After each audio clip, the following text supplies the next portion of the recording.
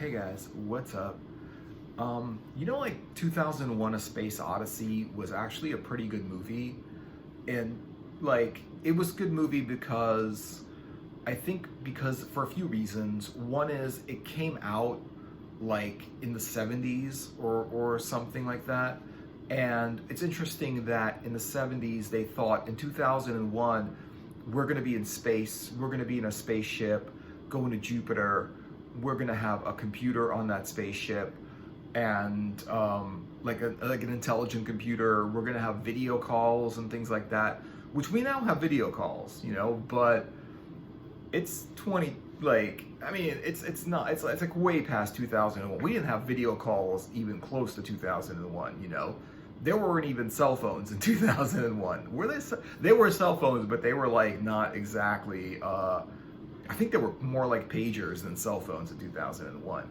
Yeah, but anyway, but what was cool about that, well, it was a projection into the future. It was a projection into where we're going to be technologically, and it's really, really interesting that sci-fi movies that talk about the future talk about technology and how amazing it's going to be when we have this amazing technology and everything. But honestly, like technology is, I mean, it's interesting that like sci-fi movies talk about this because there's a dichotomy of technology. At one point, on the one hand, they're talking about how great technology is going to be in the future: spaceships, faster than light travel, multiplanetary habitation, right? And on the other hand, killer computers, killer robots, like self intelligent computers that try to take over the world, like in the Terminator and in the Matrix. And there's that. And on the other side, it's spaceships and like high tech, just ease of living and sort of like in Blade, not Blade Runner, in a lot of movies that you would see like a lot of like technology that just makes living easier. Like everything's done for you. Like all the robots do the work. Everything, like people just kind of like are able to do whatever it is that they want to do with their lives to make the world a better place, or do something good for themselves in a way. They don't actually have to do menial work, like any kind of like work that is just work. Like robots do that, in the future. So that's really cool. And at the same time, they're like, yeah, but also robots are gonna like want to take over the world because they're gonna become too intelligent. So on the one hand, you're like, how great technology is going to be in the future. On the other hand, it's like, how horrible technology is going to be in the future. And honestly, like both of them seem to be happening, because in the story George Orwell in 1984, Orwell correctly predicted that there were going to be cameras everywhere. But the thing is that he predicted the cameras everywhere were there because, but the government and the civilization was oppressive. Like it was cameras everywhere, but they were there to watch the people and keep them in line and make sure no one's doing anything out of the ordinary, where instead of that happening, what you still get cameras, but they kind of like, they're more like, they kind of just keep you kind of safe, like things don't, like crimes don't just happen. Like if something happens, it's on camera somewhere, and that happened instead. And now it's like everyone's got a camera in their pocket. So it's interesting that it's like the power of the camera isn't just the power of the camera. It's just like who has the power of the camera. Like whose camera is it? And if it's just like the oppressive government's cameras, like watching everyone, making sure everyone's like doing what they're supposed to do. This is like the people's camera, and the internet is like the people's platform, so that, the people can take video or photos of things that are happening, whether they're right or they're wrong, and then put them on the internet and everyone sees it, because it brings like all of this stuff that was like hidden in the darkness out in the open, and a lot of people see what's going on, like in other parts of the world, or even in sort of like their part of the world and stuff like that. So that kind of happened. But cameras weren't all bad. It was only bad when they're used for oppression, when they're used for self-expression and art and artistic expression, and people taking videos of their vacation, or even like recording something that might be negative that they want to put on the internet so that everyone sees it, everyone knows it existed, it happened. That's a different thing. But obviously, there are some countries that are oppressive, and they do use cameras to watch everyone, and that's a different story. So it wasn't really the fact that there was cameras everywhere that was oppressive. It was more like it was the governments that were oppressive that was bad. It wasn't the actual camera that was bad. The camera was just technology, and it was just the oppressive governments that were bad. Because if they're just cameras, but they're being used for good things, like to keep people safe, and they're just like for security reasons or whatever, people don't mind that so much. But if they're like if they're like cameras everywhere watching everyone and spying on them, that's a whole different thing. And so that happened, and then and so the story was in 2001.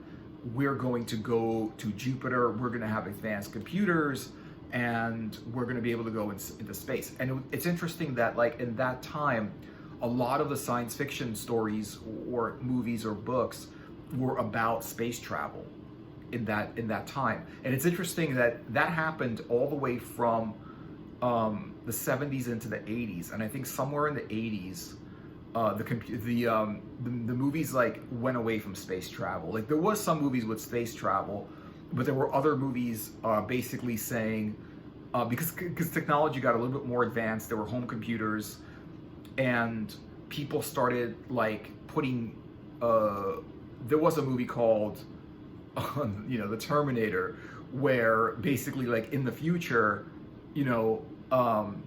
we're not going to have this it's not going to be all about space travel and exploration. It's going to be a war between computers and robots and people, that the robots are winning.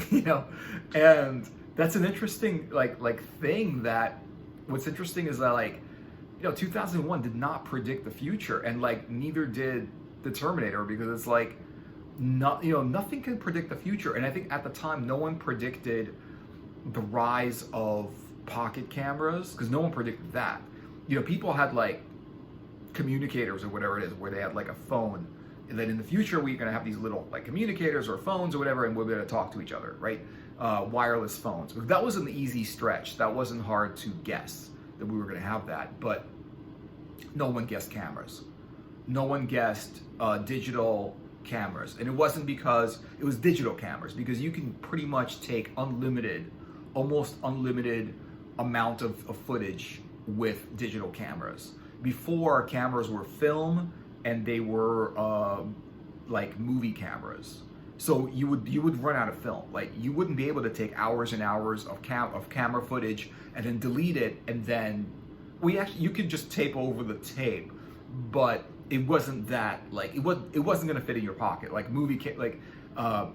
Video cameras were big and heavy, and it's and so were pocket cameras, and they could take 12 photographs, and then you'd have to send it to the developer, and the developer would take a week to get it back to you, and half of those things would be ruined. Half of the pictures would be ruined because they did it wrong, and they're not good at it and whatever. But it's interesting that 2001 was a story about the predictions of the future, and it's interesting. It was a very hopeful story, and I think that it was good, and it had good intentions, because it basically was saying that in the future we're going to have space travel, and we're going to travel the solar system, and we're going to explore and see what's out there. And what's interesting about 2001: A Space Odyssey is that there was life out there. There was that obelisk, which it wasn't actual life, because the obelisk,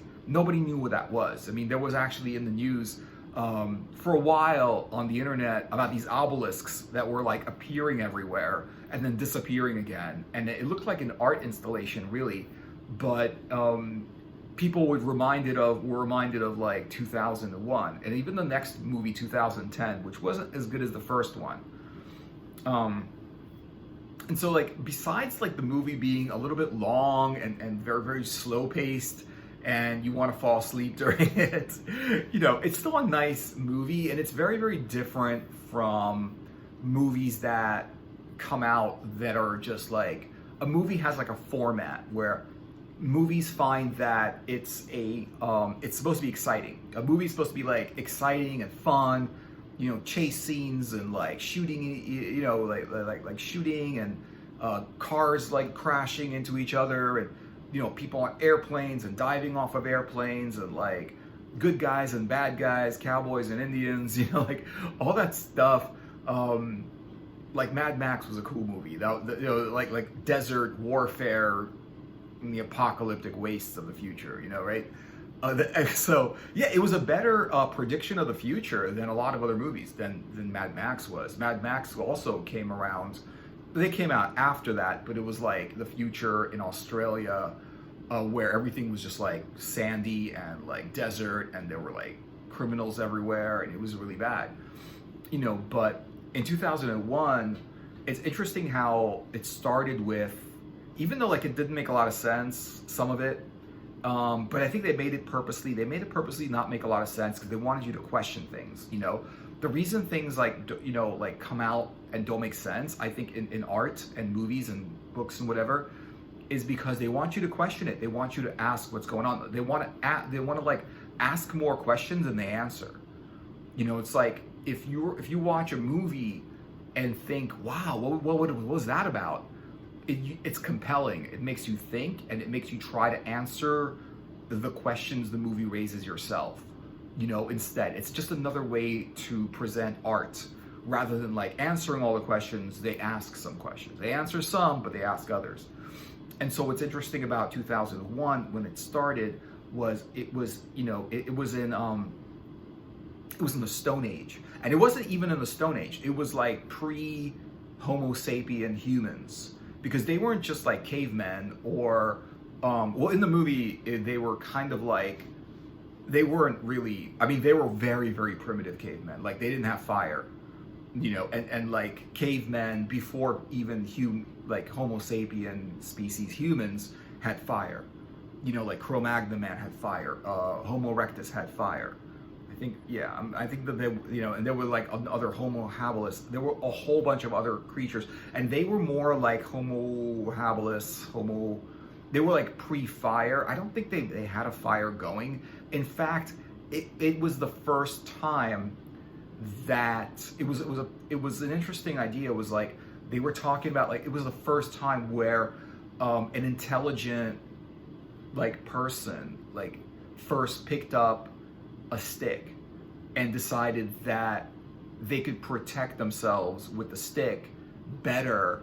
They could hit things with a stick and they could protect themselves. So if like their tribe had sticks, were able to hold sticks and use them as weapons, they could protect themselves against the warring tribes that were gonna like attack them and try to take their resources, take their food, take their stuff, whatever stuff they had, because they were very, very primitive. Take their food and like take their land, and live there and kick the weaker tribe of like these like intelligent like monkey people, evolutionary, like going into like sort of like ape-ish animals going into human-ish animals, like that. So like apes basically going into humans. It was like the first ape that decided like, hey, if I start using the stick, it's technology. It basically was technology. It was like the first technology. It was like, can you use a tool? Because like a tool is like primitive technology. Like, yeah, if you pick up a rock, you can defend yourself more than if you don't pick up a rock, And that's interesting. And that happened, and they didn't explain why that was happening. They were just like, oh yeah, here's a story. But it was cool. It was cool. It wasn't like you needed to understand that that's why that was happening. It's like you didn't need to understand that that's what was happening with that. You were just like, it was obvious, but the thing it was like, it didn't explain everything. And then all of a sudden, they figured that out. And as soon as they figured it out, like all of a sudden the obelisk came down.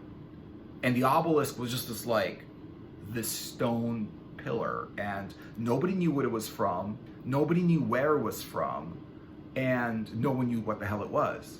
But I think what they're talking about in that scene is when when the apes first picked up the first thing that was technology, immediately they were contacted by extraterrestrial forces. It's sort of like, when an extraterrestrial advanced species of people see that you're sufficiently technologically advanced, like you have warp engines or something like that, or you're able to go faster than light speed or something like that, they contact you. Like, they don't contact you until you're sufficiently advanced technologically, which makes a lot of sense, because people, there's only so much you can talk about to another kind of people, like with people that just have no technology, and I think that's what the obelisk meant. The obelisk wasn't around until the apes picked up the stick, or it was actually a bone, but it was a stick, whatever, to defend themselves with a stick. When the apes figured out the first technology, immediately, the extraterrestrials saw that technology was being used on that planet, and immediately materialized a obelisk there. Now, what does it mean? I don't know, but it's sort of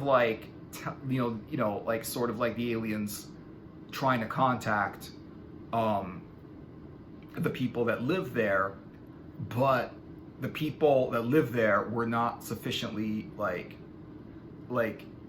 intelligent enough to understand what the obelisk was, because the obelisk really didn't explain itself. It just appeared out of nowhere.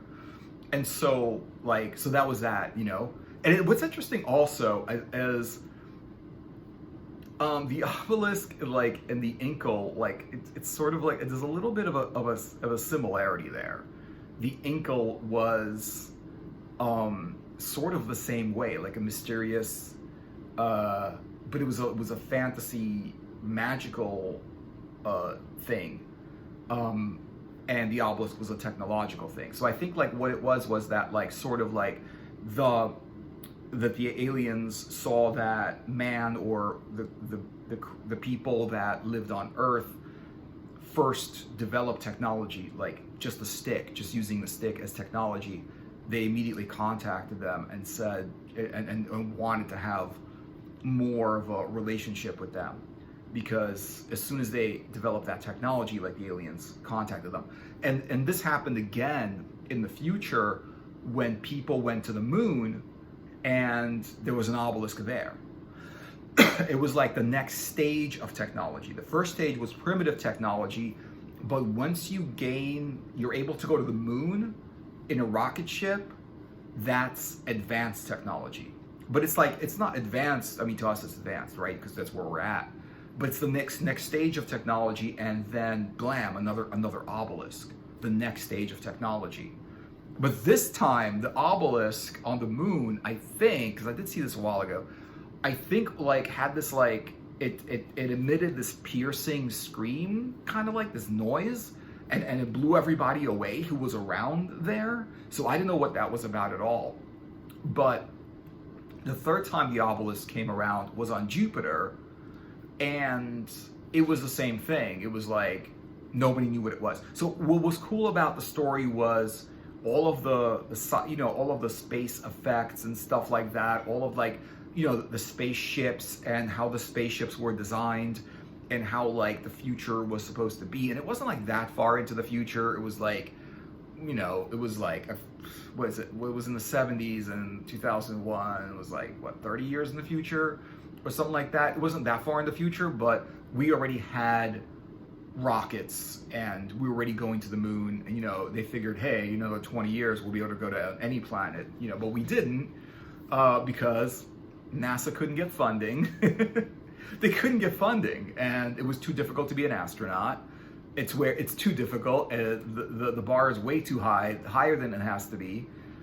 I don't know why. There's lots of people that would volunteer for that kind of job, but for some reason you've got to be a freaking rocket scientist to do it. Doesn't make any sense, but whatever.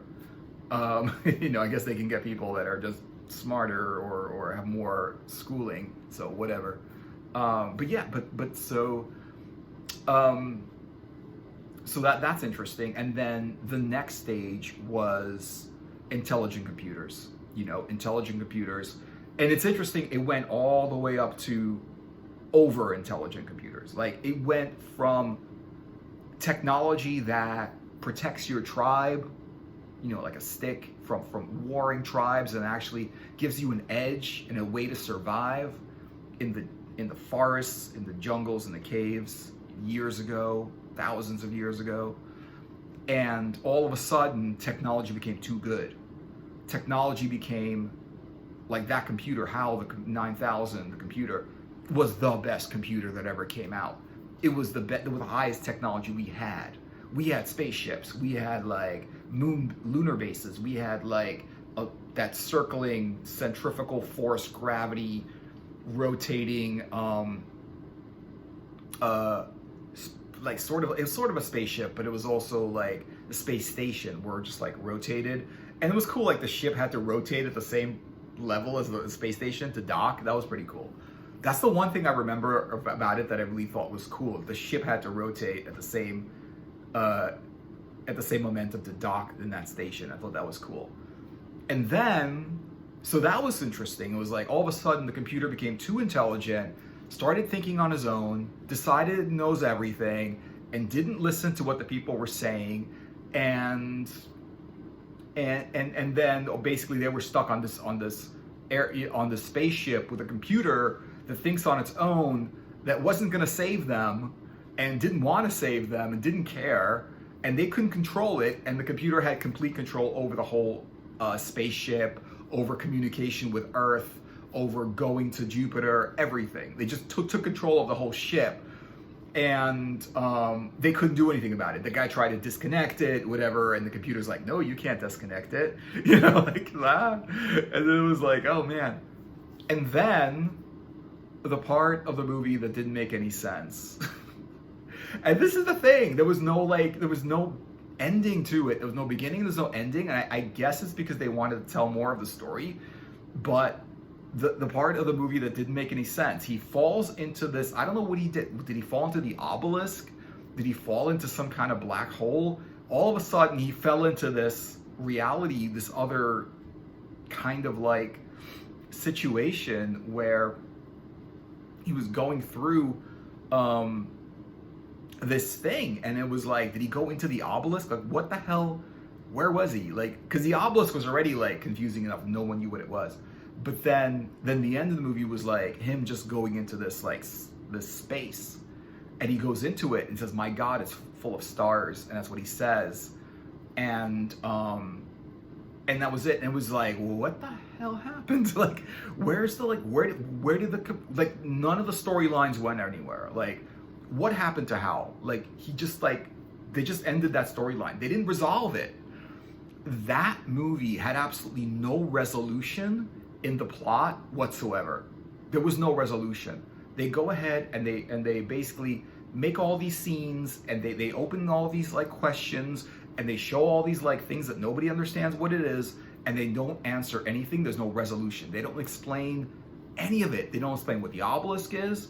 They don't explain what happens to Hal, and how did they resolve that problem with Hal taking over the spaceship? Did they get the spaceship back? Were they ever gonna be able to go to Earth?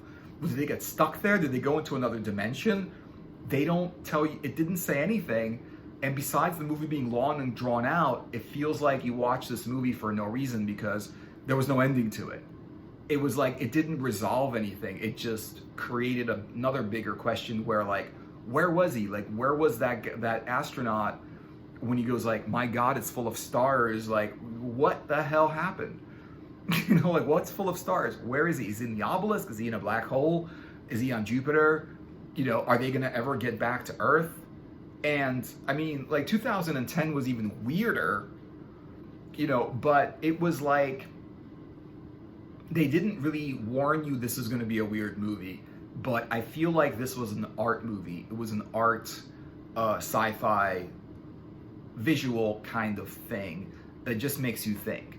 It's like a cerebral, visual kind of thing that asks a lot of questions, brings up some issues, obviously, with like computers that can think on their own. Could it be dangerous? Could they just take over everything and you can't, get your machine back? You can't get your spaceship back if the computer like takes over the controls, and you can't control the computer, you can't control the spaceship. So they don't really tell you anything about it. It opened up about it. It was a nice visual journey, although it was very slow paced and long, but it didn't really, I think there was just, the guy that wrote it didn't really have a story, but he wanted to kind of like, tell a poetic kind of tales, a poetic kind of movie. And it didn't really kind of conform to the regular movie structure that you kind of expect from a movie, or any kind of story at all. So story-wise, it didn't really have like a lot of resolution or structure. So that's what I think about that. But yeah, let me know what you guys think. Thanks for watching. I hope you enjoyed the video. Check out my other videos if you want. And like and subscribe. Like the video, subscribe to the channel if you want to do that. And yeah, I'll see you guys in another video later.